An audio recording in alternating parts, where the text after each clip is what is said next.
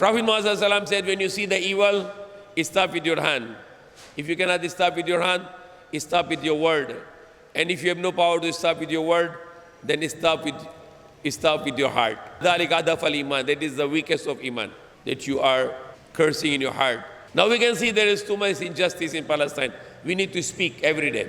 We have no power, we can stop with our words. Even the United Nations, 190 countries, the resolution against Palestine, but still Israel not stop because America veto. Even the Philippine government, they also want to stop the war in Palestine. They also go vote in United Nations to stop the war in Palestine. But the zulm is too much. And when there is too much zulm, then there is justice will come from Allah.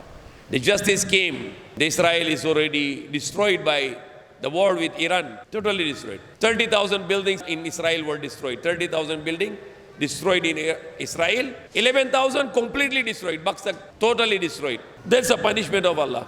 But after this, there is still murdering the children. Even you collect nama pagkain, they are shooting them also. The children, they are killed every day in Palestine. And that is the time, this Ashura is a message for the Muslim countries.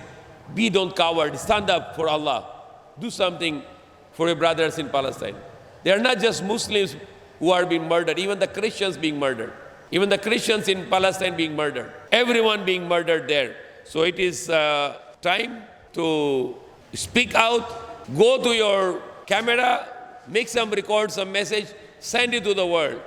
Do something to stop this war. And the best thing we can do is to pray to Allah, that Allah, you stop this war of where there are already 100,000 innocent children, women, men are being killed in Palestine. Almost 100,000 being killed in this. And worst thing now, they are being starved. There is no food. They control the food. No water, no food, no electricity, no medicine, no anesthesia.